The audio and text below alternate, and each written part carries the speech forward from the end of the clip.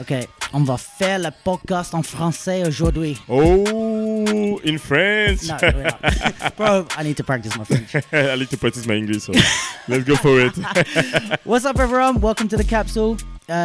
We are here in Paris with the one and only, the legend, Jimmy Udat. We're here for Beyond the Moves, and we're going to talk about that a bit more with Nikhil, I think, when he comes to the UK, when he comes back to the UK. But yeah, we had to catch up, we had to check in. Jimmy said you cannot come through my city without checking in. Yeah, and exactly. say what's up to you're the founder, CEO, Hippoh Mag? Yeah, the big boss.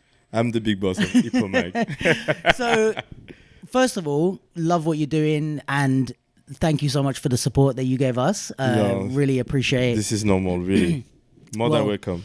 Yeah, but I wanted to, because I actually haven't, I've been watching the Hippoh Mag stuff. I've been looking at your stuff. I've been using it to practice my French. I've been listening to the podcast to try and practice. But I don't know, like, how did you start? When did you start? Like, I don't know the details of it. I just seen it. Few people know the details, actually. Also, like, because I'm not, it's hard for me to talk about my personal perspective, to share it. And I understood that so many people also in the team didn't know where it's come from. Okay. Because the name Hippoh, it have a really big meaning. Oh, okay. People think it's like a hip hop, like a kind of like play word with that's hip-hop. what I thought. Yeah, everybody think this, but it's not.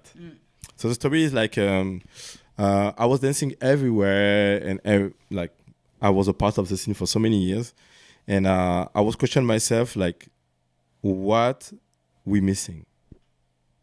What we missing?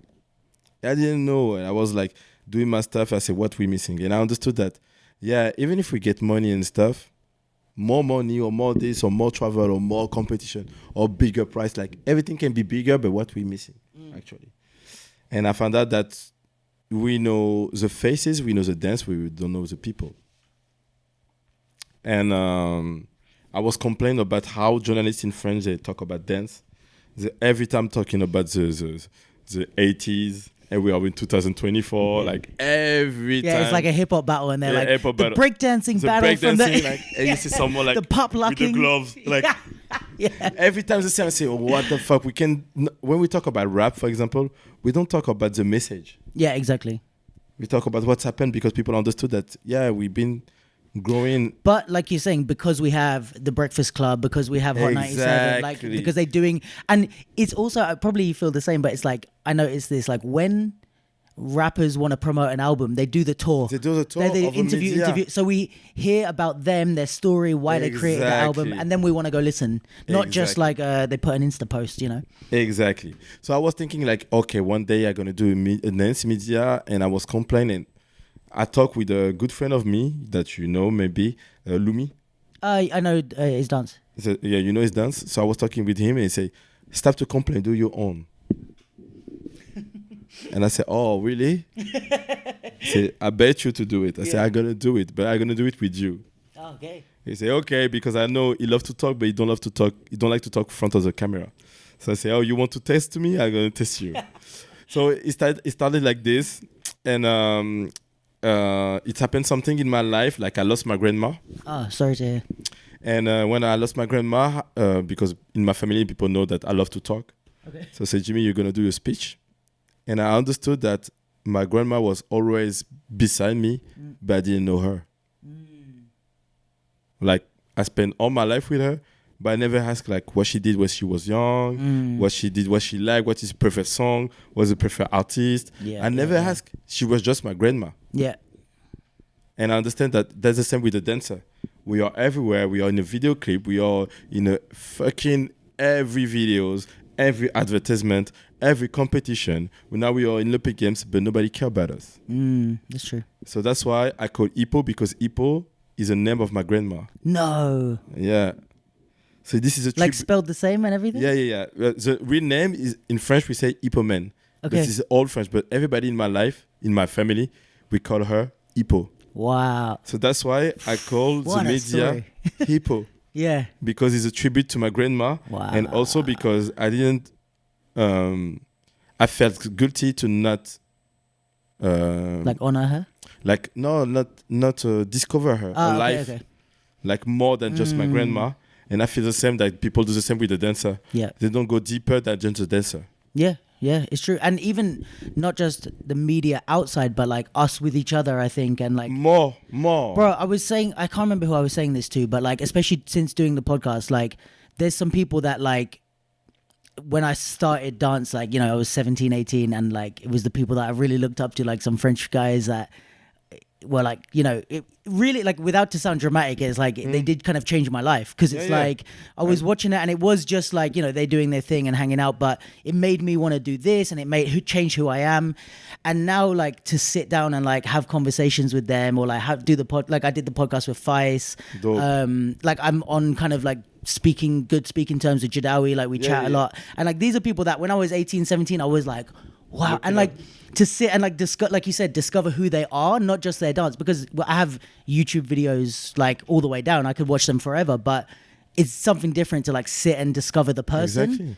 And it's really like I think also because I'm getting older as well, but it really, it's rewarding in a different way of like, Of course. You I know. think it is, and the value of it. Yeah. Because also what's happened, because when I create the media, I think 1 year after Babson passed away. Yeah.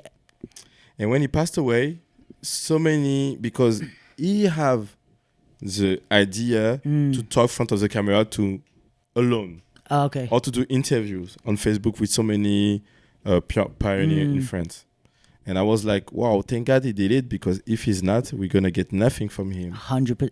Bro, it's so interesting, the connections. Like, one of the reasons why I started the podcast in the first place, because the Capsule was like the organization after, but already I had a podcast before, and then I started to see all the benefits of doing other things, and then I made the Capsule. But the first initial reason to start a podcast was, you know, the Hundreds, the clothing brand. The guy that runs it, I've told this story on the pod before, but the guy that runs it, he had a book launch in London, and I went to see it, and there was like a talk and a Q&A and stuff, and he was saying like his book was like a bit of a memoir of his life, you know. And he said like, he was like, I think everybody should have some type of memoir of their life, like whether it's like a diary that you leave under your bed, a book you write, or a podcast or something like that, but it's just a record of like your thoughts, you'll feel like who you were, you know, so that people can discover that.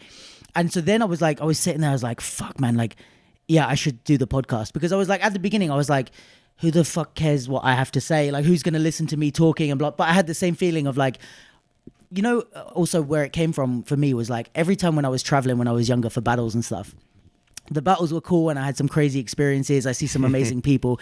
The best part of the trip is after the event, we go eat. Yeah. And after we eat, the conversations that like I was a part of, or that I listened to, or like people really getting into shit of like, why, like, it's like you're the judge. I mean, I'm going to talk about something after with us, but like, you know, it's like you're the judge and someone else is the winner, and it's like, oh, well, why did you vote for him, and why do you think this? And you get into some deep conversation. Exactly. And I'm like, man, like, and I told like, I mean, Lewis, I've been like, he's been in my crew since he was like a kid, and I was telling him and like the other guys, like, the big part of traveling is not to just battle; it's to like experience, to meet people, the all 360. Exactly, events. and to like learn the talking, the relationship with people, like the after battle. Exactly. And I think it. that's the why I started the podcast, because I was like, we can record these conversations that we're having, and then other people can learn from it and witness. And but you know what I was going to say? Do you remember Germany Wake Up Battle when I was there? Yeah. And you were judging. Yeah. And then my friend got really, really drunk. Oh yeah, I remember. Blondie. Yeah, I remember. Of course, I remember. He was fucking drunk. Bailey. Oh my god. Yeah, he was dead. He was dead. But before that happened, like, this was such a funny night. Like, I just remember like, laughing with you and Blondie, and like, yeah, there was a lot. Blondie's of stuff. fucking stupid. Yeah, he is really stupid. But I love this guy. Yeah, he's actually the best. Yeah, have a big heart. Yeah. Oh my god. He play. This guy, like, I knew him from you know, when I was a bit younger and I first started coming to Paris and we met there. But like, he has had my back. Like, he's one of those people that is like, I don't speak to him all the time. It's like, if I was in Paris and I'm like, I'm lost, I feel like Blondie would be there. Like, okay, cool, come stay at my house. Like, you know, he's like really like a good guy. But anyway, yeah, I was thinking about that when we were talking about getting to know people after battles. Yeah. And I remember it was the next, because my friend, those that don't know, my friend was so drunk that we missed our flight home the next morning. So we stayed an extra day. And then it was like, Dom was with us. And it was me, you, Blondie, Bembika, and Ina. And I just remember we were having coffee and like we were talking about dance and life and stuff. And I was like, this is the shit that like makes you grow as a person. It's like just sharing ideas with people that traveled from different countries, traveled all over the world. And it's like, because you have a different perspective. Exactly. And then it's like, and I think this is, I guess, also the shame of like people that only like watch stuff on YouTube or so. You're missing the connection with the dancers. Exactly. And also the behind the scene. Yeah. Like what's happened for real. Yeah. Like people don't know, like, and it's funny because I love my second passion is to read the comment on YouTube. I have to say thank you guys. You're amazing. Keep going. Do you get some bad ones? Huh? You get some bad ones? Oh, of course. I love it. You know, I had this idea a long time ago. You know, you see have you seen the thing where it does like dancers read mean tweets? No, not dancers, like celebrities. They read like comments like this. Yeah, we should have. I will do the same. I will do the same. We need it. I really need it. We need like the best dancers in the world to read out their bad comments to the camera. And all the comments, the song number 2. Or just like, this guy is shit, why did he win? And it's like the best answers or something. Yeah, but I love it. Yeah. I love it. Every time I watch it, I was like, oh. But it doesn't make you sad or something? Like, no. It doesn't get to you? No, because for me, it helped me to understand who watch. This is a good point. This is a mirror. It's not something like I take it personal. Because if, like for me, I put a separation between when I dance, like not when I dance. The moment when I dance is more than this, because there is my dance. Yeah. There is a moment when I dance. Okay. And there is me. Yeah. There is me. Like the person, the dance when I dance, like every time, like was the way I feel my dance. Yeah. And the moment. Yeah. Like, it's like a picture. You can't judge someone of a picture.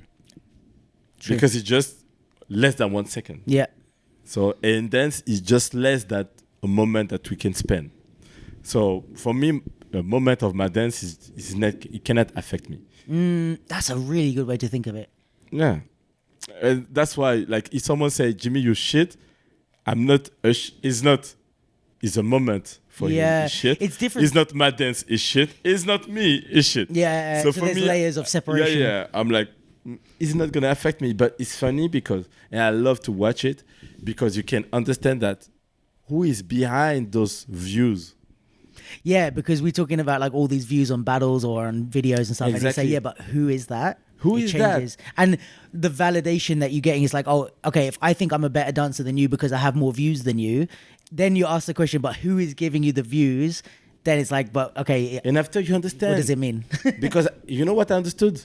Not so many years ago, that dancers don't watch other dancers. 100%. So people watch it, they're not dancers. Yeah. So, and after when I understand this, I say, oh, there is a different people. And some people, they never went to event. You know, also, it's like let's say if we talk about basketball, right? There's a big difference between some guy that plays in the park and the NBA stars. Yeah. So when they say like, oh, LeBron is shit, blah, blah, blah. It's like, okay, but you are very aware that you're a fan. Like you're not in the, but I think with dancers, there's a lot of people that it's like, everybody thinks they're in the same world because we don't have a league or separation. So it's like, okay, I can enter the same battle as Nyako. Yeah. And he can get through and win, but I was technically in the same battle. So then I can think, oh, I'm in the same world as him, so I can talk about him or I know as much as him or something. So then it doesn't create this separation. Like nobody in the dance world thinks that they're a fan, but there's a lot of fans. There is more. There is a lot of fans, but also I think this is okay. Like the fact that everybody can enter. It's the same with the competition of football. You can have something like, for example, in because I love football. Mm-hmm. This is my real first passion. Okay, are you good? I used to. Okay. Now I'm better in dance than football. What about FIFA? FIFA, I was very good. Yeah. And now I don't play anymore Okay. because of Hippoh. Yeah, you have I no time sell for this. all my because it was too much. But I was really good. Yeah. Every dancer play with me, they know already. Okay, what about now? Like, are you still smoking? Like, are you gonna give smoke to people if they? Last time I was in the Czech Republic, I don't play anymore. Okay. And I play with them. And I kill them. Okay. But I have to say, now I'm shit. But Okay. 2 years ago, I think I was like a beast. But Okay. this is you know. But Yeah. the thing I want to say is like it's like a football. You know, in football you can like there is some competition like a cup. Yeah. Like the league cup in England, Sure. for example. In French, we have a Coupe de France, or you have amateurs against professional. Okay. Sometimes you can get a surprise. Amateur teams Sure. can win again Yeah. a professional, but they enter the same competition. Okay. But sometimes it doesn't mean that everybody can enter that. For me, there is not a difference of level. There is a difference of incomes. That make you professional. Yes. So if you get income from your job because you have recognition. Yeah. And some dancers, sometimes they're more aware about what the people think about them, that the money that they can earn and to make life with. So the problem is like sometimes we care more about competition because a competition, a cup is just a cup. Mm-hmm. Yeah. A cup is just a cup. For me, we do tournament of dance. Yeah. 100%. Tournament.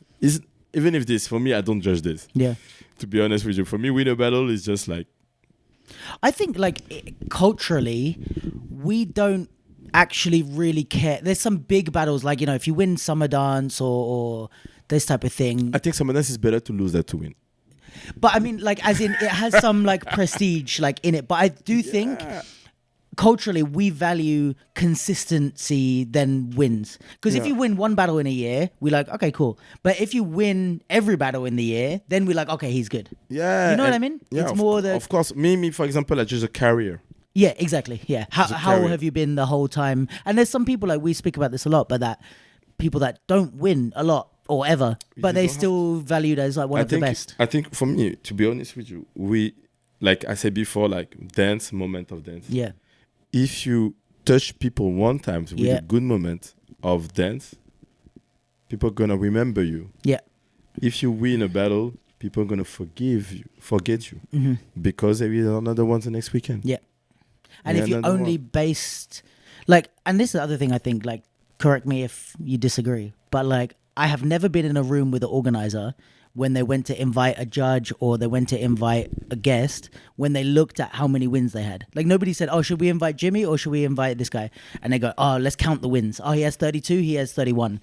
But I don't think they judge the winning, but the notorious. Exactly, that's what I mean. The fame. So it's better to have a reputation to be remembered than to have a number of wins and nobody remembers. And also there is a trick. Yeah. Like, people give you work when you work.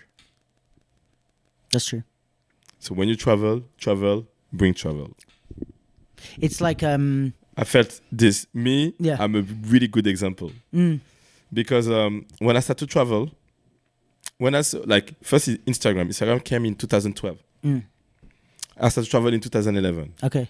2010, 11. 2012, when people go to Instagram, I was a little bit late. I spent a year with my Instagram account to know what I'm gonna fucking do with this.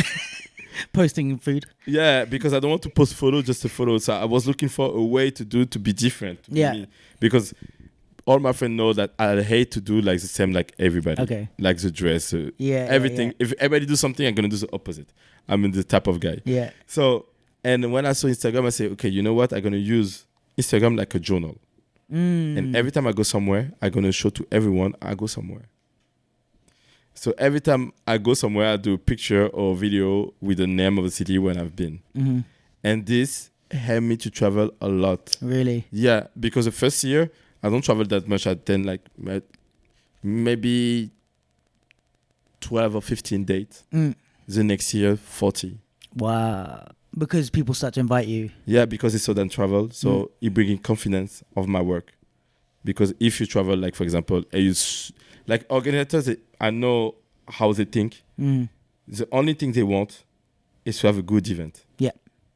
Even if you can win all the battles is they think you're a motherfucker, Yeah. they're not gonna invite you because they are afraid that you fucked up the event. Yeah. 100%. So if they see that you travel a lot of times and nobody complain, That's a good. Yeah. It's like the organizer, me as an organizer, if I don't know people personally because I don't have time and I don't have the possibility to talk with them, and I want to invite, and I know I have my keys of my studio. Yeah. With this teacher, I have to pick someone. You can it trust. seems to be a good people. Yeah. It seems to. It's just evidence of you being a good person, isn't it? It's like, and also I think the other thing is like, the first thing we do if there's somebody we don't know, we call someone that knows them. It's like, oh yeah, can I come to your event? Blah blah blah. It's like, okay, I call you Jimmy. What's this fucking guy? He's from Paris. Like, you know him? Exactly. You're like, yeah. He's cool.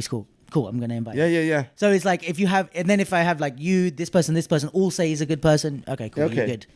So many people travel with this also. So and it's also the opposite is it's really quick to fuck up your reputation. Also, I know some dancers now, they have trouble because they have really bad reputation. Yeah.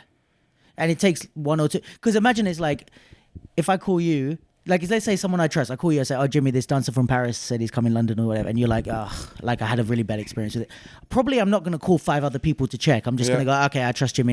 Of course. Of course. I'm not going to, and it could be just that one time, but you fucked everything in one go. You're not going to do like a... Yeah, exactly. Just to, it's true. Yeah, but so this is a thing, like, I mean, but also like, to go back to the subject of winning a battle, I think to win a battle, they give you confidence to be yourself more and more. Because I think there is a step when you win the first battle, you think, oh, maybe it's a good day. But when you win, for example, 3 or 4, you start to think like, I'm okay. So you don't doubt of yourself. And after the way you're going to dance is going to be more you. And I feel this way because in my crew, we have people, they don't want battle. When they start to win, they change. But I saw them in a practice, they're not better. Yeah. They're just more confident. Yeah. And I think also it's like you see some people that they start to win more, but they have not, I don't mean in a negative way, but like they didn't improve to start winning more. It's just they're having a moment or people starting to appreciate them or something. And it's like, actually they're not improving. They're just getting more wins. Yeah. You know, and I think some people are like, oh, what are they doing different? It's like nothing. They just stayed and they were patient and wait for their moment. Sometimes the crowd choose you. True. Especially summer dance.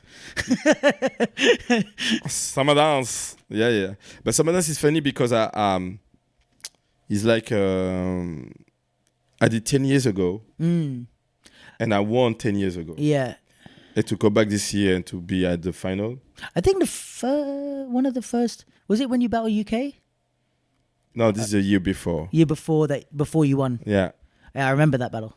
It was funny. It was so funny. This is when I first remember you being funny. Yeah, I was really funny. I was so stupid. I had to watch this video. Really? Yeah.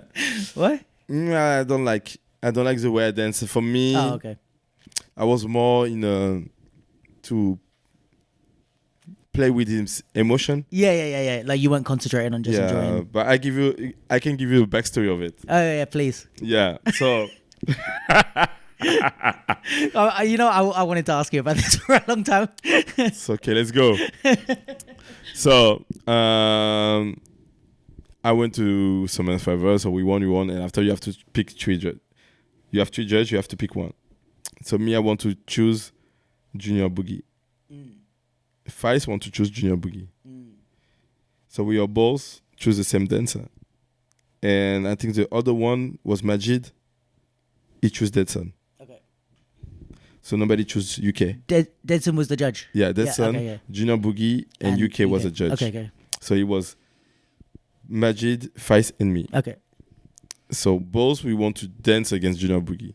Feist told me, like, you're young, you have time to dance against him. I said, you're right.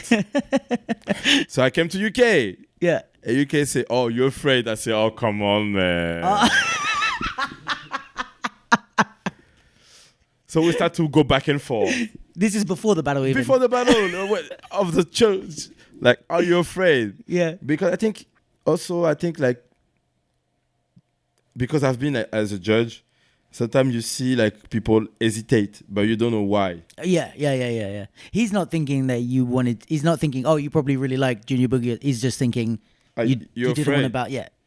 It was Also, it's worth saying for anyone that doesn't know, this was like the moment when UK was like really at Yeah. the peak of his. Oh, it was amazing. Yeah. He won the battle 2 years ago. For me, he was the most impressive dancer I've seen in my life. Yeah.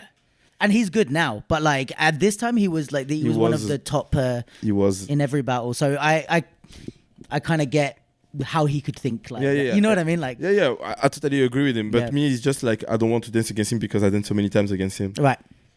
So I was like, yeah, I want to change. He's a guy from Canada. Yeah. I'm from France. Yeah. I want to dance against him. And Edson, I danced so many times against him too. So I want to do something new. Yeah. And after he said, yeah, you're afraid, I say, oh, come on, man. And after we battled, but I won. And after I was like, yeah, I won. But in my mentally, the way I was at this period, it was a validation for so many things. This Yeah. win. Yeah, not this win, but this battle in general. Like in what way? Like because you weren't sure about your dance or something, or No, because it was the second part of my career. That because I danced with you that with my brother, with Nickel, Yeah. with all of the guys you saw yesterday. Yeah. Basically, Joyson and everyone. So and Nickel decided to live in London. My brother decided to go to school. Another guy stopped dancing, go to school. So it was the first time I've been alone. And I think this year, it was 10 years ago, so I was 25. okay. So 25, you have is a year of I'm become an adult. Yeah. Like, yeah. this is the real stuff, like. Nobody can tell me Now nothing. I have to make choice, you Yeah, have yeah. to make choice for real. You don't have time anymore. Yeah. And I think this particular year, I decide and I make a promise that I'm going to be a professional dancer. Okay. So every year before people saw me, in my head, I will not be a professional dancer. It was just for fun. And this year was the year I say, okay, now I'm going to be professional. And it's the same time when Instagram come in. Like many things come in at the same time. To like, yeah, it all came together. It came together. And after boom, travel. And 2020, I was like, wow, what the fuck? That's crazy. Yeah. And was it before, do you think that like underneath you kind of wanted to be a professional, but it was a bit like you were a bit like maybe insecure of it, and then like at that you were like, okay, I'm owning it? Because I think, a lot of times when we make these decisions, it's like, and I had this with like going freelance with, like I used to do another job, and then I started going freelance with this stuff, and all the time before I used to tell myself like, no, I don't want to go freelance, like I don't like to be freelance, I just want to do this thing, blah blah blah. But then I realized one day I was like, I'm just fucking scared that I can't do it. Exactly. You know what I mean? Yeah. Me, my insecurity, to be honest with you, I still with the same girl, and I was afraid to not be able to be a man. Like to support. Yeah. I hear that. Like about money wise, I was afraid to be dependent of someone because of my choice. I hear that. So I was like, I'm going to do like everyone, and I'm going to do a job, a regular job. Because then at least you can pay the rent. So imagine when the people, when you start dance with, they do this decision. So I was like behind the wall, what I'm going to do. I think, yeah. So I was afraid about like, I'm not going to find money to live and to be a man. Yeah. But I think because, Lewis said he just went freelance like 3 months ago. No, Congratulations, 5 months ago, Lewis. something. 4 months ago. But he's killing it. But I think it's like the same with all of us, that it's like, it's scary really. Because for me, it wasn't so much like a partner, but it was more like my parents. Like my parents were always like, number one, support yourself. Like that's the first thing you always, like, don't ask us for money. You know what I'm like? Of course they would help me, but they're like, to be a grown up, it means pay your rent, depend on yourself kind of thing. So I was the same of like, I want to go freelance, but I'm like, yeah, what if I like, and also it's one thing to like, I don't know. I'm like, oh, I'm struggling for money because I got laid off from my corporate job or something. But to be like to my mum, like, I don't have money because I dance around in a battle and didn't make enough money. It's like, and you know what? Unconsciously, I think it's come from our culture. How do you mean? Because we talk only about dance, not about like professional, not about life. This is a good point. And we don't have example. Like for example, if I ask to anyone, Do you have example to be strong? We have so many. But do you have example to have a good life? True. That's true. And even and after you see now it started to get better and stuff, like people start to talk with the podcast and exactly. also like with the like personal branding, like people can talk and they're more free to talk about problem and stuff like this. But before 10 years ago, 12 years ago, it was not like this. Nobody talk. It's true. Everybody do, and you don't know nothing about them. And even like stuff like, I mean, I know it's always sensitive, but like stuff like it with income and money and stuff. Of course. It's like, I remember talking to a lot of people about like a lot of the French, again, tell me if I'm wrong, but like the French dancers and the Parisian dancers that like, especially before, a lot of people were like working in like theater and stuff like that as well. I still do it. Okay, and it's like, I think especially when YouTube became big, a lot, especially I'm talking from the UK, but probably around the world, that people are looking at Paris, seeing these dancers who are like the top of the mountain for them, seeing that they're doing this all the time every weekend and going, oh, if I just quit my job and battle, I'm gonna pay my rent. And it's like, no, these people are doing that on the side. They're also in theater 5 days a week performing. Some of them, you have, like, I don't gonna say the name, but I know some dancers, they win so many battles, they don't have a roof. I mean, this is everybody know him. That's really that's a real shit. So many people like win so many battles, they still live with their mom. Yeah, 100%. At 37. So this is a reality. But they're getting the fame or the YouTube views, and everybody's idolizing that person. And it's like, you don't know what, this is the problem. It's like, you don't know what you're idolizing. You're idolizing like the wrong thing of like, oh, that's the life I want to live. And it's like, yeah, because you don't understand the life that they're living. Because every time I say the same, we saw, like, it's the same for me. Like, I had trouble with money so many years. Yeah. Like, I once, like, this is a real story. I want Summer Dance Forever. When he gave me the money, I was so mad. Not against the organization, against myself. Okay. Because I sacrificed so much money to go there. And I don't have money at this time. And I kill it. I won. And the money I invest, it was almost like I still lose money with the price. Right. So you didn't even break even. Everybody was happy. Whoa! And I was like, fuck, I have only 500. It's true. I have only 500. And just the hotel for two nights is already almost 500. Yeah. So plus the food, I was like, fuck, why? Yeah. Why I'm doing this? Why? I was mad. The week after, I was like, wow, my life is still shit at the end. So Jimmy, wake up. Like what? Yeah. Wake up. You can win the battle that everybody want to win. And you're going to still be in the shit. Because your life is not 24/7 the battle. Yeah. Battle is just, like I said before, it's just a moment of dance. A day is a moment. Yeah. A day is not a life.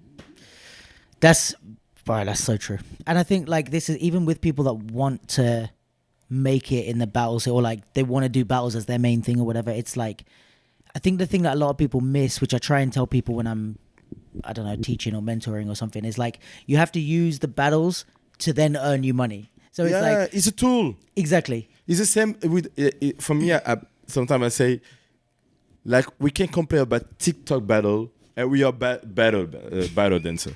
A TikTok dancer do the same. He do videos, but this is just a tool. Yeah. He uses application as a tool to express himself. Like he's like, it's such a good parallel, because it's like, you're looking at these people and you're like, oh, they look stupid, or they like, do they even love doing this? They don't love it. They're just like, this is work. I got to get up, put a phone there. Same for us. It's like, okay, do we go in a battle and every fucking song that we play, every battle that we do, we're like, wow, this is amazing. But no, I don't like the battle music. Yeah. I don't like it. Yeah.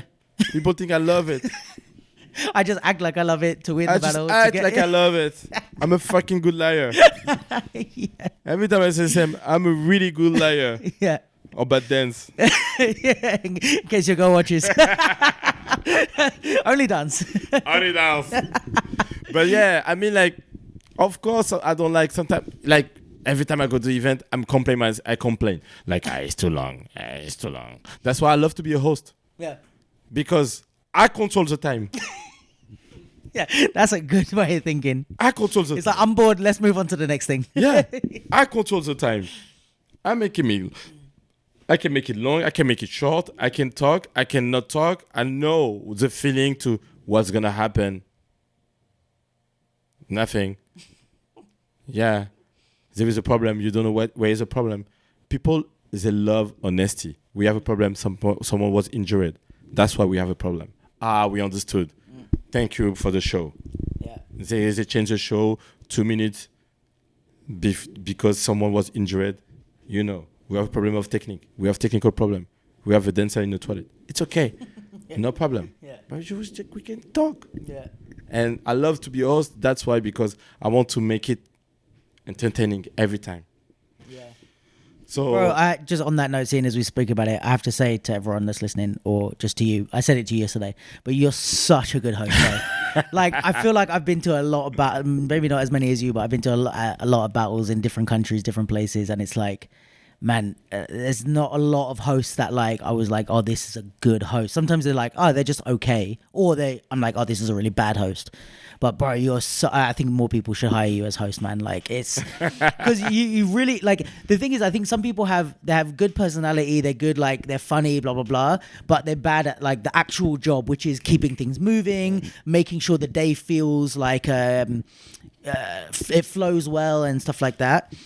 And I think you do everything, and I'm watching like both sides. It's like you're making everybody laugh, but you also like doing it for the right reason, or when is the right moment, or like, okay, the judge is like, we can't find the judge, so you're entertaining the people while it happens. And it's like, you did a fucking good job, man. I was really thank impressed. you so much. Lewis was asking like if you ever did stand up, or would you ever do stand up? Good job, Lewis. He literally was like, Jimmy should do stand up. I did. Yeah, I did. And it was really bad. For real? No, not really bad, but I think I'm like, this is also a part why I'm doing Hippoh. Okay. Because there is two parts of Hippoh. Okay. People don't know. There is a media and there is the Hippoh Dance Club. Yeah, I heard about. I saw something Hippoh Dance Club. What is it? Yeah. What is it? Tell me. So, first, I was hosting for so many years, but only the event of Judat. Okay. And I have a friend, a member of the crew. He started to be, I don't know how to say in English, but to help on stage stand-up comedian. To help them on stage. Like in French, we say metteur en scène. Like a stage director. Okay, yeah, like stage manager, yeah. Stage manager. Like yeah, okay. So his best friend was a stand-up comedian for so many years. And he was a stage manager for him. Oh, cool. And the guy became one of the best of friends. Oh, wow. So after this, he created a club in Paris of stand-up. Like literally like a venue. Yeah. Uh-huh. And because he's a dancer, is the name of the crew. He was Laugh Steady Crew. Laugh Sick. That's good. That's the name of the venue. You go to the bar, and after the bar, there is every day there is stand-up people, right. And he created a stage. As the name was the Laugh Steady Crew. Steady Crew, nice. To represent Rock Steady Crew, but laugh, not rock. And he said, Jimmy, I want to be the host. I want you to be the host. Sick. So during 3 years, every fucking week I was there and host. For stand-up. So you were in between the comedians? Yeah. Okay. So but you were doing like crowd work and stuff? Exactly. Yeah? So I was like, yeah, how are you from? Do that. You make a joke, try stuff, and It was fucking dope. But you said it went bad, no? You said it went bad? Before, when you said, did you stand up, you said it went bad. Oh, there's more. Yeah, there's more. It's not finished. Wait. So I was like, you. Everyone said, Jimmy, you should do stand-up. Okay. And now I was conflicted about something I never do before. And I understand this is a big missing in dance. Because in dance, what I'm doing with the crowd, to talk like this, is freestyle. Yeah. But you know what I don't know? How to write a show. How to use this to create a piece of something. Because it's a big difference. There is a huge difference. And when I came front of my page,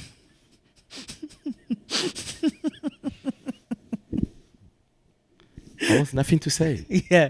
Or I didn't know. And I said, like, what the fuck? I just start to do like hosting, but I'm good host. Okay. Yeah. I can talk with people. I can do freestyle. I can adapt myself. That's why it's easy for me to do event. Right. Because I adapt myself of the situation. Yeah. Like a battle because I'm freestyling. Yeah. And after I say, oh my God, are we fucking in a fucking cycle that we are like a battle rapper and we never do album? That's true. But that's like the choreography side. But not only choreography. I mean, like, you can have, for example, stand-up is you with your own language, with your own style, with your own personality, with your own experience of life, express yourself to the crowd. Sure. But you have theater with many people. Yeah. For me, dance company is theater with many people. Like True. the choreographer have an idea, and you do the idea. Yeah. But to be you, 100% is the same with stand-up. For True. me, freestyle dancer is like stand-up. But do you not think, like when somebody does let's say if somebody puts together like a 30-minute choreographed solo, it's like a 30-minute stand-up special. It's more that the theater side is more the... It is. But what we have from freestyle is a reaction with the crowd. Because in theater they call it the fourth wall. Yeah, that's so true. we have the first wall when you do a solo. Yeah. But freestyle, we are in interactive. Yesterday in the battle, we have interactive every time. Yeah. With the judges, with the crowd, with the guy opponent. This is the thing. And stand-up is the same. Even if it's choreographed, it's still interesting. You understand? Yeah. So okay. when I saw this, I said, wow. In my head, it was like, click. Why we don't do this in dance? But what would that even look like? Like it's kind of like what Nikel's doing, maybe like a longer. It can be. Yeah. It can be. I mean, like for me, like when I understood also because I saw so many stand-up comedians, I understand that the choreography is a body too. Yeah. Why we don't choreographize the word that we say also. So we can do both, but to use as a material your dance freestyle as a tool to communicate, to be you and to talk with the crowd. It can be with your movement and with your voice, or it can be with the music. Yeah. It can be with anything. And when I watch like the old movies like Charlie Chaplin, Jerry Lewis, they do only thing with the body. They don't even talk. Yeah. So this is a part of the comedy and the theater. So we can do this nowadays, but we don't do it because I think hip-hop can save the theater solo. True. So that's why I create Hippoh Dance Club. And it's what exactly? So what is exactly? So Hippoh Dance Club is everything for me is missing in dance. Okay. So first thing is communication. So we start with the talk, a live talk, a conference. But it's like an event. Yeah, it's like a night, an event. Okay. Every 2 months. Yeah, okay. Every 2 months. It's like an event. It's like a party. But there is 3 aspects. Okay. So first thing, what we miss for me is talking, communication. So I pick a subject and I create a panel. So during 1 hour we talk. And after the last 30 minutes, people ask questions. Nice. So the last talk, it was about the safe space. So why some people in our community, they don't feel safe in the dance community. Yeah. Why? So, and how we can change that. Yeah. So this was a talk. After the talk, party. Because for me, every time, like this last 7 years, sometimes you have after party, but it's still after something. It's not, we come to dance together. Yeah. So I create something people dance together. Yeah. And in the middle of this, there is my Hippoh Dance Club. Okay. And this is like, I pick some dancer and they try to do their solo to show to the crowd. Okay. Because I think for me, you get better not to rehearsal, you get better to play. So more they play, more they become better. So what are they? It's not choreographed, or it's choreographed? It's a 50-50. Okay. It's not choreography. It's like how would you fit? It's like a solo, but it have to be a meaning. Right. It's more like a performance solo instead of like a battle round or something. Exactly. Like, right. It's like a judge demo. Yes. It's between judge demo, And- performance solo, Yeah. and your personality. So, because I think like we are too much robotic the way we think about categories, what you have to do and stuff like this. It's not like who you are. Yeah. And hip hop is about this. Hip hop is about like I am somebody, because the society don't see them, so they create something to say I am somebody. And now because we create a system, for me, we have to say again I am somebody, but not in the same way that before. Yes. Of today. Yeah. And I think also like I guess it's like in comedy or with singing and stuff, you have like open mics where people can stand up in front of a crowd. This is one thing I think we have a problem with, is like the battle scene. Like you said, it's like it's how do I say that? It's like in one way where I could walk into a stand-up club, and even if the person is shit, I'm kind of going to enjoy it, because I'm like, oh, they're trying to talk to me and do something. In a battle, it's like if I brought my mum to watch a battle, she's probably going to be like, oh, why am I here? You know what I mean? Like we're not performing for normal people. We're just performing. Okay, if you get dance, you'll get this. But it sounds like your thing is like anyone can just come and watch, and it's like, okay, I'm enjoying this. Because what we miss from me is a crowd. Yes. Because even if we have a crowd, it's not. Yeah. Like for me, everybody complain about the crowd. They say, but imagine that 50% of the crowd is the people who want to take part of it. Yeah, now it's like 95. It's not a crowd. Yeah. It's not a crowd. A crowd is the people just came to enjoy. Yeah. This is a crowd. Because this, and it happens a lot in the UK anyway, but like people talk about crowds being dead and they're like, oh, they're not making noise and blah, blah. It's like, yeah, because they're not a crowd. They're people that just entered the prelim and didn't get through. And now it's like, I wanted to get through and beat you, and now I have to watch you two battle and cheer for you and be happy. And I've been here since 9 a.m. It's like... And more than this, like yesterday, for example, when there is 8th round, I'm not here to say people, scream. No. Because people analyze. Yeah. For me, scream, it doesn't mean that it's good. I wish you could tell more hosts this. You know, one of the biggest thing that irritates me when I'm at a battle is like hosts that just scream at you to make noise. Come on, everybody, make noise. I'm like, I don't want to. I'm watching. Like, shut up. Like, I just want to sit and be like, whoa. Especially when someone is really intricate and detailed. I'm not going to be like, ah. Like, sometimes you need to watch and to enjoy. When I watch a movie, I don't scream. That's so true. Yeah, and it doesn't mean you can't walk out going, that was the best movie I ever saw in my life. For me, and this is the thing, like, every time I say, like, we are artists, but we can be also like a labor, like, I don't know how to say.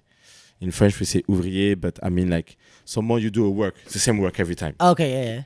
Like automatism. Yeah. But sometimes with art, we can do both. And for me, an artist is something make it something take something normal and make it special. And don't make something normal and make people scream. You understand? If I dance, everybody scream, it doesn't mean I'm a good dancer. That's true. It doesn't mean I'm a good dancer. I'm a good entertainer. It's the same with, for example, in stand-up. That's why I was like, wow. This stand-up opened my mind. Yeah. Because I understood there is two kinds of stand-up. There's people go to the bar, do 5 minutes, and make people laugh. Yeah. These are not artists. Yeah. They're not going to have a crowd. Yeah. They're not going to make people laugh. So they're going to do automatically the same shit to make people laugh. Yeah. And for me, this is a hip-hop battle. We dance to win. Yeah. So you understand the automatic. So every time you dance. Me, to be honest with you, I didn't practice for so many years. I came to Summer Dance Forever. I was in the final. Yeah. Not because I'm good. Yeah. Because I understand how to win. It's just a formula. Exactly. I understand how to win with my dance. Yeah. This is a formula. But now, if you tell me, Jimmy, tell who you are in 1 hour, I'm going to be like this. So, for me, my goal, that's why I create Hippoh, and my dream, because I'm a dreamer, but it's not only a dream, it's a goal, is to make possible to be an artist in dance, hip hop dance. And this, I think, is responsibility of all of us, that we complain so much about. Like, because if we keep going to battle, people are going to go to battle to do art. They're going to lose. As they're going to complain about the formula of battle. And for me, it's not the problem is not the battle. It's because we have only the battle. That's so true. That's so true. The battle is not the problem. Yeah. It'll never be the problem. You know, I have to say, one thing that I thought was a really good step for that was the I Love This Dance, the All-Star game. I was like, that's what we need, because it's the battle format that we all know and love, but it allows people to, like, I would love to do Nikel's battle, and I would love to do I Love This Dance for that reason, that it's like, I don't really care about 30-second one round in top 16, 30 seconds to a battle beat that I hate. It's like you said, it's like, this is not me really, and I probably don't have what you have of like knowing the formula of how to win, so I'm gonna feel unsatisfied. But I always say this is like, do 8 rounds or do like a 3-minute round, and you're gonna really see who has something to say. Who you are. Yeah. And you know, like, you can have so many steps, but if you have nothing to say, why do you do hard? And when I saw a conversation with the stage director, with the stand-up comedian, I was like, oh, I wish in my life someone talked to me like this. What was he saying? He said, like, you understand how to make people laugh, but you don't know how to talk about you. So you can everybody can make laugh. People laugh automatically. Yeah. Why people gonna keep buying to see you 1 hour if you have nothing to say? I guess this is what makes Dave Chappelle like. Exactly. And sometimes Dave Chappelle, he take 20 minutes, he talk. People listen. And he's not making anyone laugh. He's just a really good storyteller. Exactly. And then maybe he hits you with something. But you understand that at the end of the show, you come back with something, not with laugh. Yeah. And like, yeah, exactly. And if it's just cheap laughs, it's not the stuff that's going to last for a long time or really hit you like... Yeah. At least it's going to make you think. And the problem for me in dance, like and also I think is because we use our body. Mm-hmm. I told you before, I love football. And in football, someone said, like, a psychologic, say in French, he say, in football, it's hard for them after to be a good businessman or to do something, because all their life they earn money with their body. Because when you earn money with your body, it's hard to say my brain without my body gonna make you earn money, or there is value of my brain, because only thing you have is your body, and you didn't practice those skills. And you don't have confidence, because to be a good dancer or to be a good football player, you have to use this, but this is not the value. Like, for example, to be a good dancer, you have to about sensational, about sensation, about your feeling, about how you manage the crowd, how you manage people. You have to be smart. For me, all the good dancers are smart. Sure. But what we saw is your body. For example, a make movies, even if we're going to see the movies, it's come from his brand. Yeah. And people pay him for his brand. Yeah, that's true. So when you have to create a solo and when you have to be you, it's come from your brand. And you use your body to make what is in a brand physical. True. Because you're being asked to say who you are, not just to... Like, we don't judge battles by who said who they are more. No. It's just who did the formula right or whatever. Yeah. Who is a winner? We don't care. Yeah. Yeah. Who is a winner? Yeah. So when you understand when I understood that, for me, battle is easy. Like, to be honest with you, I'm not going to lie. It's easy for me. It's easy. Yeah. Like, you can bring me everyone now without practice. People still going to say Jimmy win. Yeah. And the guy practices every day, because it's not about how strong you are. It's also how you can manage, how you can play with this, you know? That's what I love when you dance long time, because if you keep, like, for example, yesterday, Evian against Odilon, the way Odilon did, like, he keep bouncing, he show what Evian miss. Yeah. In the first 4 rounds, everybody say, oh, Evian going to win easy. But at the end, if you pick something and you push it, you push it, you push it, you push You're it. really highlighting the thing, yeah. Which I think is what made me love battles in the first place, is this idea. Because it never used to be. Now I think organizers are trying to fit 12 styles in one day, and everything's 40-second or 30-second rounds. When I used to watch battles, it was like, even, I don't know, from top 16, it was like 2 1-minute rounds or something. Yeah. And it's like, it's a bit more like, okay, you're really engaging with the person and showing what they miss. And I still think it's a good battle technique, you know, to try and highlight things, but to highlight someone's weakness in 30 seconds, it's really hard to like make that stand Of course, out. but And the easier way is to just do your formula, do your combos that you have, and yeah, but leave it. just to understand the concept, for me, battle is a game. Yeah. It's like FIFA. Yeah, true. If you understand FIFA, you're gonna be so good in FIFA. Yeah. Yeah. Even if you don't play for so many years. I have some friends who I grew up with who played basketball. Yeah. And they were really good basketball. Like they played in Germany, professional and stuff like that. And one of my friends, they used to play NBA, all of us together. And one of my friends would play NBA like a basketball player, like how a basketball player would think of the game. Yeah. And he would get annoyed with my other friend because he would play NBA like a gamer.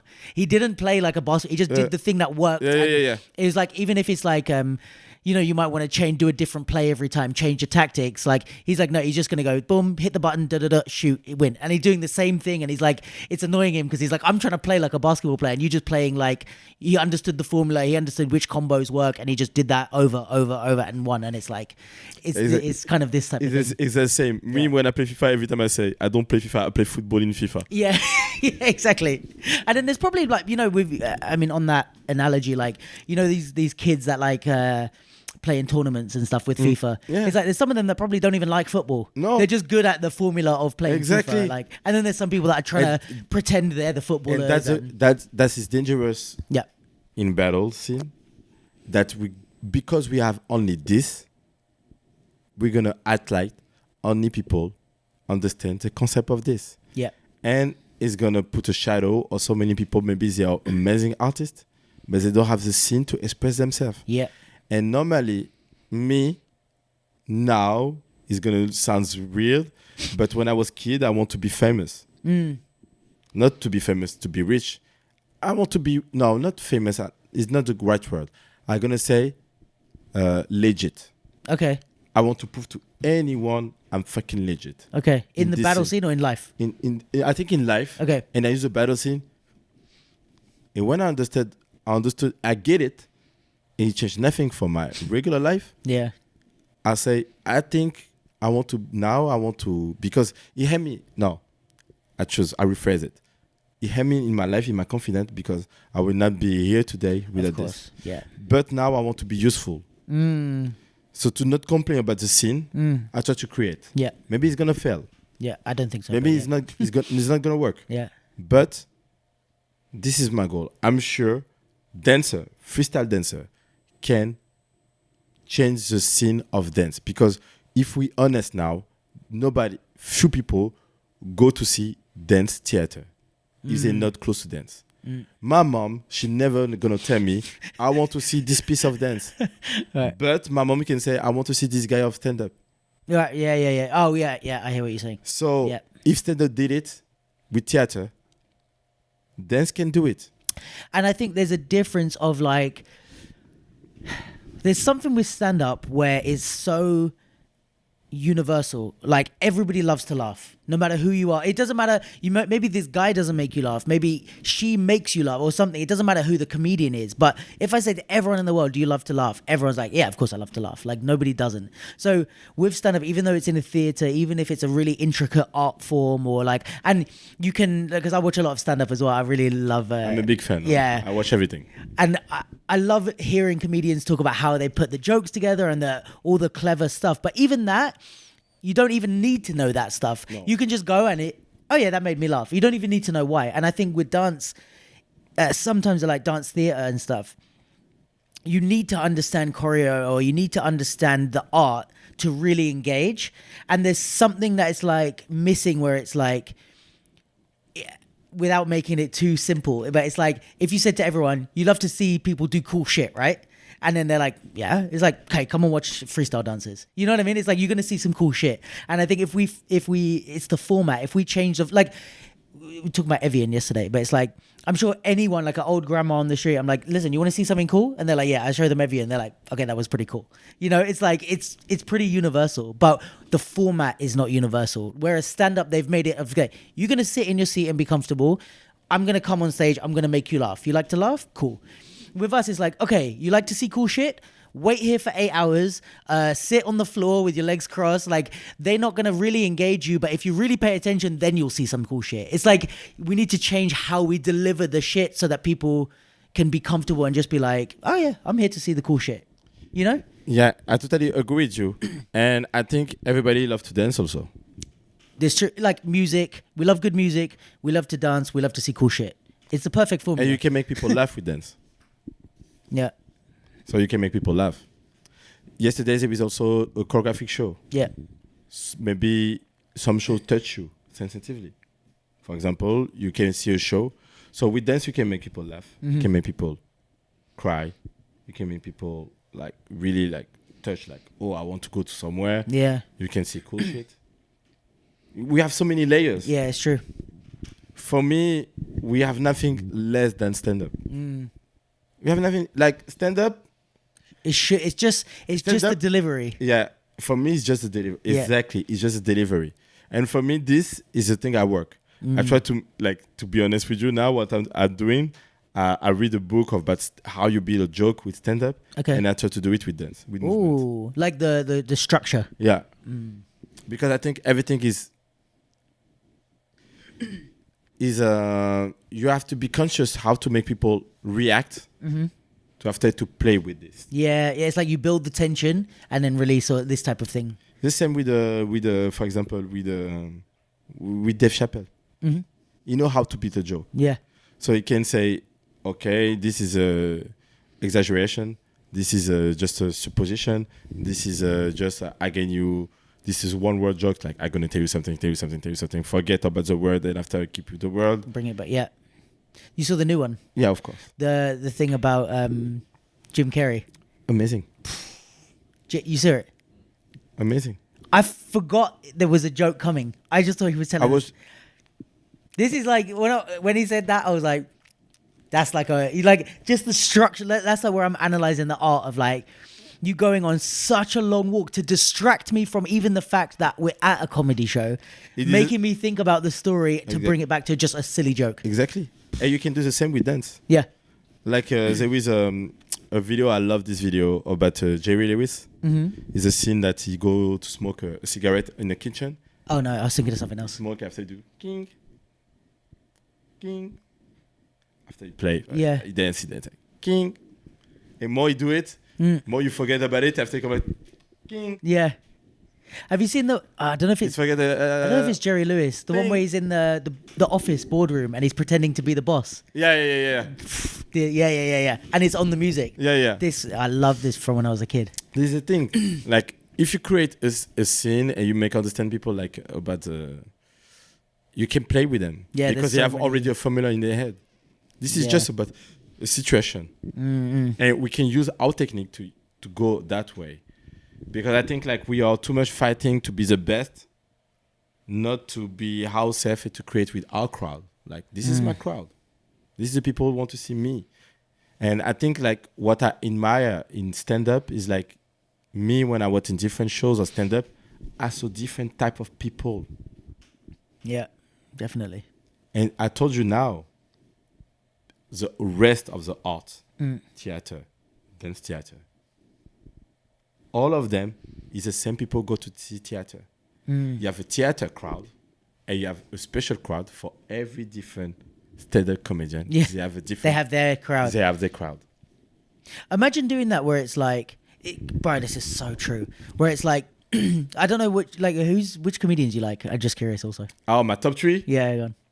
I have Dave Chappelle. Yeah. But is this your personal favorite or who you think is the best? My favorite. Okay. My favorite. I have Bill Burr. Who? Bill Burr. Do I know him? Bill Burr. Oh, like. Bill Burr. Sorry, bro. Accent. How do you say? Bill Burr. I just didn't understand with the accent. Sorry. Bill Burr. How do you say? Bill Burr. Yeah. Bill Burr. Yeah. Did you? Sorry, my bad. Yeah. No, Bill Burr is one of the best. For me, but for me, who is the best? Like if you talk to a kid, there is no kid. Yeah. But you see the kids. Yeah. It's really amazing. He's so good, man. And the third one, Okay. my favorite, Neil Brennan. He's good, bro. He's different type of comedy, but he's good. This guy, the last show he did. Which was fire. Man. And the what was it? 3 mics? 2 mics? 3 mics? 3 Max. That was good as well. Yeah, he's really good. But he was he wrote Chappelle Show with. He was one of the writers of Chappelle Show. Have you listened to Schultz? Andrew Schultz? Yeah, this is from England. Oh, just No. with the American. Yeah, New York. Yeah, I like Yeah. him. I He's like like I listen to his podcast like yeah, religiously. podcast is so dope. Yeah. And the show is I very went to nice. see him in London. Yeah, This was like I like also Hassan Minaj. really. Yeah, That's interesting. I wouldn't have thought you would say that. But he's good also. But he's different from the other 3. yeah. You know why I like with him? Yeah. It's actual. How do you mean? I mean, like, for me, a dancer can do this. Like the deliver, like na na na na na na, the way he build a story, long story, and na na na na. He use jokes. Yeah. How he play with the crowd, how he play with the stage. He run, he play na na na ha ta ta ha na na na ha na na na. Yeah. The flow like this. Ha na na na ha na na na. Yeah. Ha ha ha. Like this is so for me. Because I do in stand up. I love to hear the sound melodically. The deliver. Right. The flow of The flow. Yeah. For me, the flow make it special. It's the same with dance.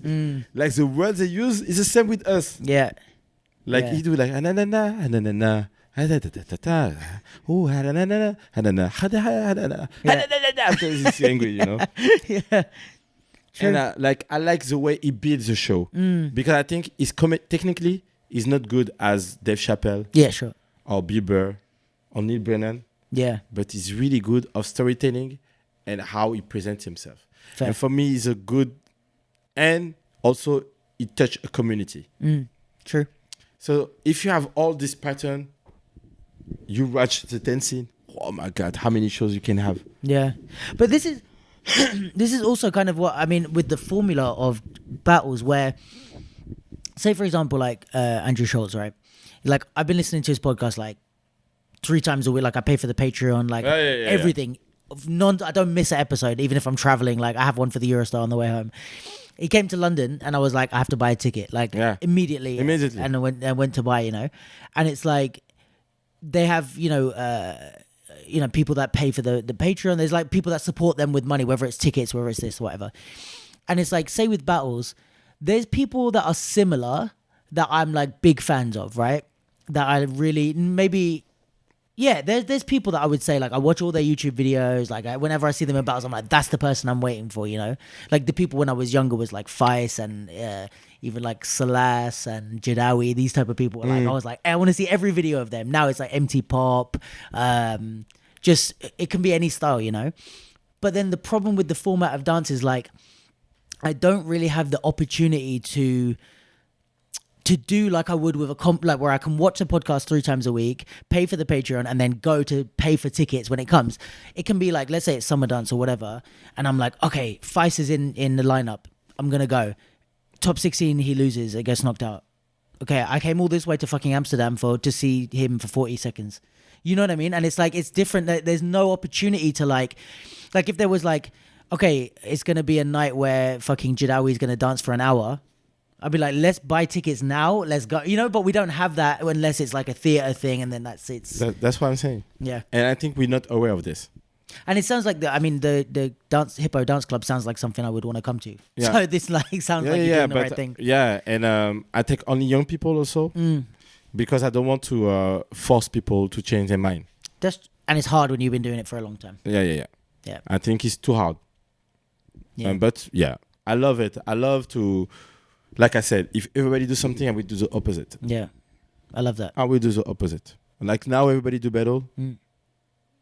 Even if people from Hippoh, Jimmy, you don't want to do battle. If I do a battle, they're gonna have Hippoh a little bit on the side, but tiny. it's not gonna be a Hippoh battle because I think now in our community we don't need battle. Yeah. We have too much battle. Too much people do the same. Yeah, and it's not like it's fine, but it's not adding too much value to people's lives. For me, it's not high value. Which is fine if you just want to run a battle because you want to run a battle. But if you're like the type of person that wants to like add value to the community, and especially, I think we're probably similar in the sense that I'm like you, where I feel like I spent the last like 15 years complaining about stuff, you know? And it's really that where I'm like, okay, fuck it. I'm going to do it myself. You know? Like, I prefer to have the position that people criticize me than to criticize people. Exactly, yeah. It doesn't feel good to sit back and be like, I hate this, I hate this, I hate this. And I have to do it as part of the pod. But like, yeah, I'd rather be like, okay, I'm just going to show you. I guess it's the battle formula of like, I'm going to show you what you're missing, but I'm going to do. And it's like, such a big compliment when people say that about anything that we're doing, whether it's the podcast or any events or something, where they're like, oh, like this is what the scene's been missing. And I'm like, I'm so happy you feel like that, because that's exactly why I'm doing this. It's like, I just looked and I saw nobody's fucking talking or getting to know each other. I'm going to do a podcast. And it's the same with podcast. In the beginning, when I did a podcast, I think people, students like me, going to listen to it. Yeah. No. Yeah. People listen to the podcast. Is the people listen podcast? Yeah. 100%. And if you think of it, bro, this is so true. And if you think about it in the reverse, is like the people that don't listen to podcasts are never going to listen to your podcast. So for me, at the beginning, I was getting criticism from dancers and be like, oh, it's too long. Oh, it's like this. Oh, you should do this. And I'm like, but you, and then I asked them, because like there's a lot. I mean, if I go through all the criticism I had, it's a long list. Right. But like, people tell me it's too long. People tell me like, oh, you need to do more research before you talk about certain things, blah blah. And then I say, oh, what other podcasts do you listen to? I don't really listen to podcasts. So then, why I'm taking criticism from you? You don't understand what we're trying to build here. Like that's the thing. For me, it's the same. When I said before about other scene. Like for me, what I love, for me, when you're rich, is when you have a diversity of things. Very true. Like, if I have different things, I'm rich. Yeah. If I have one thing, I'm not rich. And for me, what to make culture richer is to have different things. Yeah. Don't complain. Yeah. Stop to complain about TikTok. Stop to complain about YouTube. Yeah. Stop complaining about social media. Stop complaining about battle. Stop complaining about club. If you want to go to club, go to club. People go to club is people love to go to club. People go to battle. These people love to go to battle. And for me, it was hard for me to understand that, oh my God, dance community, we have diverse people. And people listen podcasts. Is it not people gonna do pre-selection of battle? They're too different. Yeah. And it's actually a way we could maybe get people into the scene, because which is the whole thing of the media, is to show it to a wider audience. But it's like, a lot of people love to listen to podcasts, and then they listen and they go, oh, this dance thing seems kind of cool. Not dancers who are go, oh, I want to listen for 2 hours to someone talk. That's not how it works, really. Except if you talk about problem. Yeah, you do. You know what dancers listen to is my fucking reels. The clip that I take, that's what all the dancers listen to. And this is what they always comment on or have something to say about. Yeah. And then I say, did you listen to the whole podcast? No. No. I saw the clip when they said this. And I'm like, yeah, but did you see what they said after or before? No. But I mean, that's why we do the clips, is to get Exactly. To get attention. Yeah. But it's okay. Yeah. Like before, I was really mad. This is fucking culture. Every time they say, yeah, we need a media from the scene, and then we need something from us to us. You create it. They don't follow. Yeah. Or it's like, we do this thing, and then you do it, and it's, but not like that. Do it like how I want it. Yeah, but you don't do like this. You have to do like this. Support. Yeah. Or you do it. Or you do it. They're never gonna do it. Yeah. So that's why when I understand this, my mind I say, but wait. If you count, now the best, like, I'm sorry to say this, but the best business is dance is to talk to amateur dancer. Oh yeah. Because it is more amateur than professional. I think that's everything though. Like everything in life. Yeah, it's like you have. I always talk about this with battles. I think we have it a bit fucked up with battles where we cater the whole event to the top 8. And it's like, if you think the pre-selection is 130 dancers, but we're giving the top 8 snacks and we're giving them in the backstage. And it's like, yeah, but these people paid money to come. And you say, just dance for 30 seconds and give me your money, but see you later. And it was, but the top 8, you guys come. But it's like, we should be flipping it. And it's like, we should be making the 130 people feel special, because they're the ones that are going to pay for our event. That the person who wins is not fun. They give us £10 to come to the event, you know, or €1. But it's the same. Like for me, competition is competition. Okay, Yeah. great, Sure. but in this, you have so many people. Yeah. They love the culture, and when you do something like this, people love the culture. That's it. Love the culture. And when I say love is the right word, because when you love something, you love the default, Yeah. you love the qualities, you love everything around this culture. Yeah. And I mean, like, when I understand this, I feel more peace, because I don't looking for like people like me or dancer like me or people that I hang out with to follow Hippoh. They will not. No, yeah. They will not. I know already. Understanding who your audience is. Yeah. Yeah. It's the same when you do a show. Every time I say to the kids I say, don't think dancer gonna watch or enjoy what are you doing. But the crowd gonna maybe fucking love it. Yeah. And I mean, that even works, again, like if we're talking about battles, it's like, if you more focus on dancing for the crowd than the judges or the, your opponent or whatever. I mean, I'm a crowd specialist. yeah. Like we saw at Summer Dance. But like, it's like if you, I spoke about this ages ago, but that like the judges might vote against you, but the crowd loves you. So it's like, who's more important to you, or what's going to, even if you're thinking like as a business, like what's going to gain you more? You're going to impress 400 people or you're going to impress 3? And those three are not going to do shit. They're just going to vote for you. Okay, you won, and then they're never going to hire you for nothing. And the people judge you, they do the same shit as you. And the next day you're going to be at the table, they're going to be at your seat. This is bullshit. No, but not bullshit. But this is... I mean, like, because I love battle. I hate people complain about battles, because I think it's a part of the culture. Yeah, of course. It's become a part of also make people want to dance more. It's really important. But the problem is, if you have only this is our responsibility. Bro, I couldn't agree more. It's literally what you said earlier about it being, we need everything. I've said this before. It's like, we need the battle heads who just want to do battle. We need the clubs. We need this and that. It's when you only have one thing that you like. It's like I think another issue, like, you're talking about like clubs versus battles.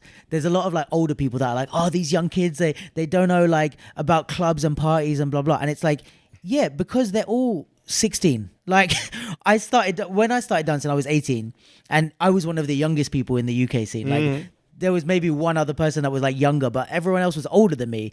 So at 18, I was the youngest. And now there's like 12-year-olds, and the oldest people in the scene are like 19, 20, So you can't expect those people to have the club culture, because they don't go to clubs. Like, we go to clubs, or we used to, or we go to parties, or that's how we learn to dance, or whatever, was house parties and stuff like that. They're not learning dance. They're coming into the culture through YouTube and through battles. So it's going to be different, but we just need to give them alternatives of like, if you're that person that wants to go party, if you're that person that wants to battle, if you're that person that wants to do theater. And also, it's depending on the party. Yeah. Like, me, when I was 18, 20, when I went to party, I don't want to go to party with dancer. Oh, yeah. I want to go to party with woman. Yeah. Oh, bro. If I go to party That's at like 18, 80% of the reason to go. no, man. No. I do cypher in practice. I do battle. Yeah. Let me in my weekend, please. Yeah. No, but it doesn't make sense, because, like I said, like, we have to compare with the generation that we live. Like, that's so true. We can compare. Like, imagine we come back 30 years ago, and Biggie, this is the music when there is in a club when you meet girls. Of course you're gonna go. It's like now. For me now, the problem is because we don't put the music that there is in a club in a battle. That's why kids don't go to a battle. Like, to listen music that the parents didn't meet each other yet. Why? Yeah. Why? But to be realistic, hip-hop is a continuous story. It's not something cold. It keep going. Yeah. If you put music of the kids, you're going to have every kid's going to go to your party, like the regular party there is. But if you do party with the old music, you're going to have people listen old music. Don't wait. Expect to the kids come to your party and listen to music that they don't like. This is what I think also we're missing. I mean, Lewis is a DJ, so we talked about this sort of stuff a lot. Is like playing, like I was saying to him about like playing, like because he's a popper and a DJ, right? So he's asking my opinion about him playing hip hop. So and me as a dancer being like, how do you enjoy the music or whatever? And for me, it's like one thing is like we have battle beats, or we tend to have more like old school hip hop. We don't have like the current shit that actually kids are listening to. When we say like, what hip hop music are you listening to?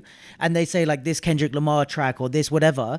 But it's like, why don't, and a lot of it you can dance to like really well, but they don't put it in battles. It's like when it's the music stuff, it's the old stuff. Bro, and when it's the battle beats, it's the battle beats. Bro, in 7 Days Forever, they put the song of Kendrick Lamar, Mad City. Yeah. Against Doya. Who? You against Doya? You, me against Doya. The song I have already 10 years ago, 12 years ago, already. It's not normal, to be honest with you. I have 36 now. Yeah. It's not normal I go to a hip-hop battle nowadays and I know all the music. Yeah.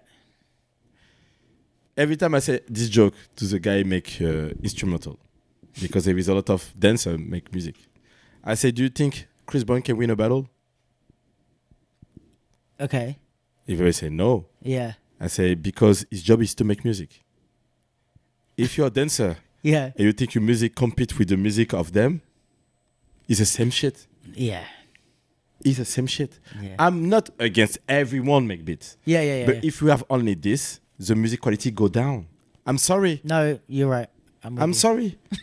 Because their job is to make music. They don't think about us. They think about music. Yeah. They are fucking professional. And they use material that you don't have in your bedroom. So, of course, the quality of their music is better. For me, it's not normal that I go to a battle now. They put music. In 2 seconds, I catch everything in the music. Boom, boom, boom, boom, boom, boom. Yeah. It's not normal. But you know, also, it used to be that the dance evolved on the music. Now the music is fitting it's like, what will dancers be able to hit? And that's not, because also it's like one of the skills of hip hop and dance in general was like, you hear a song and you picking out stuff that I didn't hear before, or you showing me different layers to, but not because they made it that way. It's just how they made the song, like a Timbaland beat with all the intricacies, and you're able to find them and know stuff. Now if the beat maker is saying, here's a bunch of stuff for you to hit, it's making my life, I don't have to do any work. I can just go like this and it's going to hit something because there's so much stuff going on. So it's almost like it's changing the way that we dance because we don't have to have such a good ear. This is one thing I loved about Kefton is like, when I first started watching him, it's like his ear for music was insane, and he's like hitting like bass notes that I didn't even hear until he moved on and stuff like that. And it's like, that was such a good level of skill because it's not obvious. Now it's so obvious that it's like, well, okay, you just practice at home and memorize the song and it's easy. And for me, like, sometimes they put the originals, they put a beat behind. For me, it's so much disrespect. Man, why you take the lyrics of the music? You know what? For me, it's so disrespect. But it's a game right now, and I like I said, what we need for me in a battle scene is a fucking real DJ, not dancer DJ. You know why? Because the DJ gonna put music that he like, not a music that who you want to love him to play. And I think as a dancer, for me, as a dancer, in a battle, what is funny is to also dance with the music that you don't like. Yeah, of course. Every time I put this example, there is a battle against YG and Kefton. The Drake track. Yeah, it's a Drake track. Drake and Meek Mill. Yep. It's a time. It's a time when Casey played this song. Yeah. He was a big. Who was it that played it? Huh? Who played it? Casey is the Funkaholics. Oh, okay. I don't think I know. Yeah. Well, there was a beef. There was a beef between Drake and Meek Mill. Yes. Everybody in the world talk about the song. Yeah. He put the song in the battle. The battle go viral. Because we are close to the hip hop. Not close to the dance scene. And now we're so close. And that's the value of hip hop. For me, hip hop, we have able to reach so many millions views. But we don't reach it because more we keep going, more we focus about ourselves. And we depart from the culture of the music. Bro, this is so true. I hope everyone listens to this. Yesterday, my brother put the last music from the last album of Nicki Minaj. Yeah. Only kids know the song. I was the crowd because I love the crowd. Yeah. I was the crowd. Who's singing? Yeah. Kids. 15 years old, 40 years old. But it's the people that are actually in touch with the culture. You can't, no, not that you can't, but it blows my mind to be a hip hop dancer and you don't listen to hip hop music. Mm. Or maybe they do, but they just don't in battles. But it's like, for me, it's like that's part of what I loved about hip hop in the first place. Because I initially started popping, right? When I came and the guys, my whole crew was poppers. I trained with poppers. Then I saw Just Taboo and I saw hip hop. And it was like Slum Village type of vibe and these type of things. What was the year?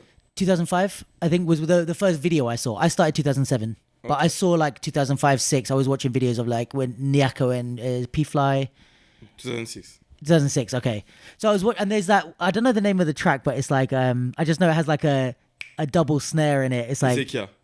Souls. Fuck me, you're good. Yes, this song. Yeah. And I was watching this video and I'm like, hold on a minute, wait.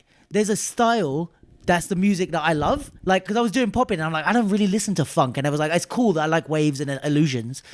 And then I saw, and we didn't know really in the UK like what this fucking style was. It was called New Style at the time. And I'm like, oh shit, they're dancing to Mobb Deep, they're dancing to this, they're dancing to, and I'm like, I fucking love, this is the stuff I listen to. So I was like, I want to do that style because I love the music. Because you love the music. And now it's like, a lot of the dance is not done on music that, it's like the music that suits the dance well in a way, but like it's not the music that anybody's listening to at home. How many people that, even if you're the biggest battle head and you love battles, are you really driving in your car with a battle beats on, or are you just only in training and then you go and listen to actual J. Cole or something? Yeah, the big change of me for the hip hop, like before there was not streaming, like Spotify or something. Yeah, yeah. So I have to download song irregularly. Sorry. Yeah, on MU, Limestream. What the fuck was that? LimeWire. LimeOne and everything. And you know what I write? Top 50 hip hop best shots. Yeah. And the people that I was download, it was a song playing a battle. Yeah. Before Jay-Z, Nas, Timbaland, the DMX, they put a song on video clip. The video clip that you saw. Yeah. They was there in a battle. Yeah. Now, a lot of those Ludacris, Missy Elliott beats. Yeah, Missy Elliott, everything you saw in the TV. They was in a battle. When I catch in download, they was in a battle. Now, if I don't know, if Skepta, if A$AP Rocky, if Nicki Minaj, if anyone like Lil Baby, Young Baby, any kind of this guy, they put a song, they're never gonna play in a battle. And this is not normal nowadays. And it's not like those. I would understand if the music changed so much that you can't dance to it anymore. But you can, like a lot of these songs. I sent him have you heard 21 Savage new album? Yeah. Red Rum? Yeah. Why can you not play this in a battle? Yeah. And like you were saying, it's like these tracks are like produced by the best people in the world. So you put that on a big speaker system, it's going to sound gorgeous. Like exactly. You know? And it's exactly. Like, I mean, you know what? Yeah. I will tell you something. You know who's going to be surprised? This is going to be amazing. It's going to teach to all people. Because I think some people, like me, if I've discovered hip hop, I would love to discover a new song in a battle. That's the best moments is when you're like the battle goes off, but you're like, what is the name of this song? The name of this song, and everybody know. Yeah, or you can sing along. Like we did the battle that we did with Nike at the end of last year. Yeah. We did an All Stars battle, but we did it with music genre instead of. So we did 3 styles. One was hip hop, drill and grime. One was house and garage, and one was Afro and dancehall. But anyone can enter, but it's just on the musical thing. Dope. And I said to the DJs when we had the meeting before, like, I was like, okay, if you're playing hip hop, drill and grime, I was like, don't play what you think the dancers want to hear. Play the best music from that genre. Just play that. And bro, it went off like so much more because the song comes on, people are like he's doing like wheel ups, like he drops a song and like someone's about to dance, the crowd goes mad and he's like, Of like course. play it again, which you never do that in battles because it's not part of the thing. But it became like a real It can music. be a part of it. Yeah. It should be like this. And he was doing, when the like everybody knows the words and they cut the volume. Right. Everybody sing. They're doing this in the battles, and it's like I was like, Exactly. this is what battles are supposed to be like for me. Of course. And you know who have it now? Who? Red Bull Dance Your Style.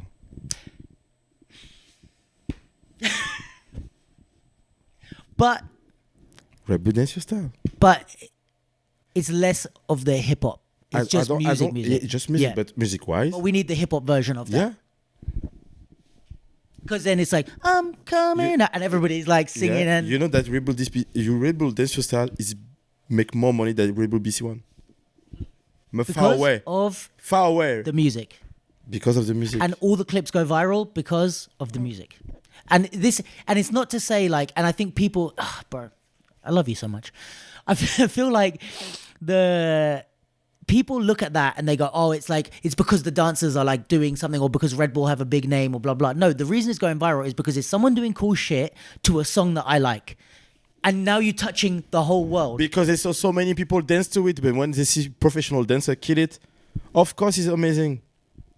And imagine like, yeah, bro, it's really true. And I think this is like but this is why I think also sometimes people complain about the wrong things, because I think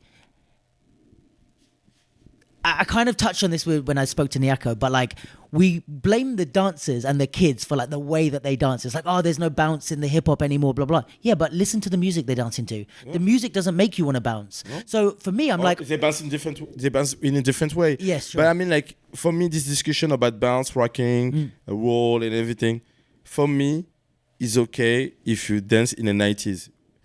We are in the 2023. Sure. I think like, and everything cool in hip hop come from the kids. This is no old people say we're gonna create a style and everybody gonna do it. Sure. This is not happen. No, even in the beginning. It's come from kids. B-boy is come from kids. Yeah. Everything's come from kids. Everything come from kids. Nothing come from grown ass men. Like say, I'm gonna create a style today. We're gonna do the next cool thing. It's come from kids. Because kids, they unconsciously do something fun. Yeah. Light feet, it's come from like this. People play like na na na na. It's not as the people do this. No. No. Yeah. So let kids have fun with the generation of today, with the music of today, because hip hop keep evolving. If some of them gonna do research and take old school foundation. Some of them gonna do only just the thing that they do now. It's the same for every fucking generation. Like people dance New Jack City, some people don't dance anymore as they work in the back office. Sure. But some of them, they keep going. Yeah. And they are the link. This is a life. Yeah. And I think the only thing I would add is that even when we talk about bounce, no bounce, whatever, when you listen to the music we listen to 21 Savage album, we listen to Skepta, we listen to Jack Harlow, whatever, there's a bounce. Like if you see people in a club dancing now to new music, they bounce. So it's not like we have to force it and do it in the old school way, but there is a bounce to it. Even of course. Future, of course. Migos. The first thing you do when you put it on the car, you bounce your head. And also the new dance, like the sturdy and stuff like this. There's a bounce to all of it. It's like everything, like also but it's because the music. This music is not playing a battle scene, and now we can talk. You know why we can talk? Because for me, we create we specialize how dance and now how music. So we go far to the real world. Right. And as more we go far to the real world, there is a separation between graph and street art. Mm-hmm. You know this beef? No. You don't know this? No, like vaguely, but I don't really know much about it. Like graffitis, people like really hip hop. Okay. We are hip hop. We keep graph. Like with the tags and this type of thing. Okay. Some people come from the art school. They say we're going to do museum and we're going to call street art. Right. Because they're doing that style, but it's not like... The actual people. And that's I'm afraid with hip hop. Mm. Is some people from outside of the scene take that we have on the scene and call with another name like TikTok dance Yeah. or K-pop. Yeah. And with the same shit that we do. Mm. But just because we want to be so underground We're that not gonna... we become not understandable for anybody. Mm. And that we said before, the customer of people dancing or use what we do, they're not dancer like us. So how you can keep going and keep make it alive years after years if you keep dancing on the song that create 20 years ago. Yeah. Like the early 2000s, it was 20 years ago. I go to battle, we have battle from music from 90s. And that's old for us. Imagine for a 19-year-old. It's okay for me because I grew up with this. But like sometimes people say, hey Jimmy, you know all the songs. I say, this is not normal. Yeah. This is not normal. I'm too old to know all the songs in this battle. I'm too old to know all the songs. I should be asking the 18-year-olds. Yeah, I should be like, what the fuck is this song? This song is so dope. Yeah. That's what I want to ask, and if you're listening and you want to comment, please do. But like, I want to ask some of the younger guys, like, what do you listen to in your spare time? Like, because I'm listening, and for me, I like to think of myself as someone that likes hip hop culture and is grown up with it and cares about it. So I keep up with rap as much as I keep up with dance. Like I'm all. Have you heard the Nicki Minaj and Megan Thee Stallion beat? Like I'm all over that. Yeah, shit. me Like, too. Me too. I'm like I want to hear that track Me and like too, me all too. the.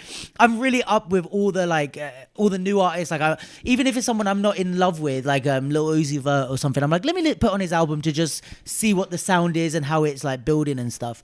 But I want to know like what if the general population of the kids like, because I know they're not listening to the old shit. That they're not putting on a Tribe Called Quest. Right, so what are you listening to? And if it's like 21 Savage, which I think it probably is like 21 Savage and those guys. What time are we at? Yeah, it's 1 p.m. Okay, cool. Then, like, would the kids not also like to dance to the stuff that they actually listen to in their spare time? You know what I mean? Like, it's not just us saying from a perspective of like looking at the culture and like how it's moving and like, you know, from a wider perspective. But I feel like the kids, it's like, do you guys not want to dance to the tracks that you actually like as opposed to... Yeah, for me, it's put two different worlds. Yeah. Like for me now, when I teach with the kids, I love to do this. Yeah. Like I was in Manchester. You know what I did? I put the song, like song now. Okay. Just coming out. It was Wally. It's like old, but not that old. Like Wally and J. Cole, like Pocket Out. Oh, yeah. And is it sampling the song of Q-Tip? So I put the song. Everybody was, bam. Yeah. So I was dancing. I said, you know the original of this? They said, no. And after I put Q-Tip. Yeah. I said, oh, it's nice. But for them, it's old. Like you see in the face. And you know what I'm doing sometimes? I put, like when I teach to the kids, I put the song like they love to hear, like I'm a piano, stuff like this. They dance, they're laughing, their face, personality, anything. I put hip hop. Yeah. It's true, man. It's become homework. Yeah. That's I hate, because a culture is something that you live, not something that you do. And when you say to people do a culture, you minimize the culture. Bro, this is so... I wish we had another 2 hours. Fuck me. I said this before, that it's like, I think a culture by definition is fluid and organic. Yeah. You can, if you force someone to do a culture, it's not culture anymore. It's something else. Yeah. It's like the same, for example, in France, people say, yeah, the football team is not French because French don't look like this in the history. And I agree with them. But there is evolution. I'm French. Even if I'm black, I'm sorry. You have to live with it. Yeah. And for me, it's the same with the hip hop. I'm sorry, there is the new genre of music. Why, like, how, like, drill is like the music that everybody listen to. We don't have it in a battle. Why? Why we still have J. Dilla die in 2006? Man. Yeah, bro. I couldn't be more on the same wavelength as you. So for me, the evolution is a part of hip hop. It does make hip hop beautiful. When the evolution is dead, nobody gonna do hip hop anymore except us. Yeah, because you're gonna like rock and roll. Rock and roll, there is no evolution anymore. There is no genre of rock. So what people listen rock is like people have the same way of like when they were before. 70, yeah. It's the same with jazz. Yeah.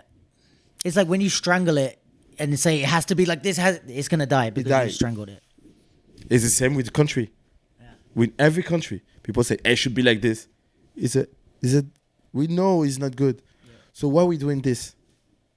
So this is my point of view. I'm sorry, guys. Maybe you not agree with me. It's okay. But I'm not a boss of hip-hop. Hip-hop is not on my head. But it keep evolving. Yeah. Bro, I couldn't be more on your wavelength. And you articulate things that I haven't articulated before. So that's it's really good. But I think we have to wrap so we can get back to London. Otherwise, I could stay another 2 hours for sure. Next time we do this, we have some beers. Yeah. And we get crazy.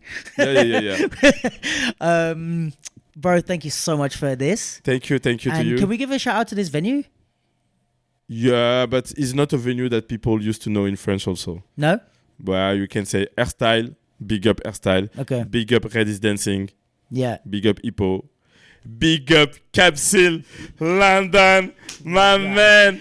Yo, bruh. Thank you so much, man. And for all the support, for everything. I really I hope we get to work together and do more stuff. But of course. Yeah, really appreciate everything. You know what is my goal? Tell me. Is to connect all the hip-hop media, dance media in the world. Because we have one in Italy, Spaghetti Cypher. We're going to do an event with them. Sick. So I want to connect because we have so many people doing this. So big shout out to you guys. And if we work together, it's going to change everything. Yeah, exactly. 100%. And my goal is to create a magazine, a real one, with all the media. Like, sick. That'd be dope. And like this, everybody can pay it. Yeah. And after we can create things with this. Yeah, that's what we need, man. Infrastructure. Yeah, exactly. All right, before we go another 2 hours, thanks everyone for tuning in. If you're new here, check out The Capsule. If you're here from The Capsule, check out Hippoh Mag, check out Jimmy, check out Udat, check out Beyond the Moves. Yeah, check out we have so many things. Paris. We have so many things. Udat, we own Paris. Yeah. Oh, now we're going to start beef. That's the clip. Yeah. All right. Peace, everyone. Thanks for listening. Later. Peace.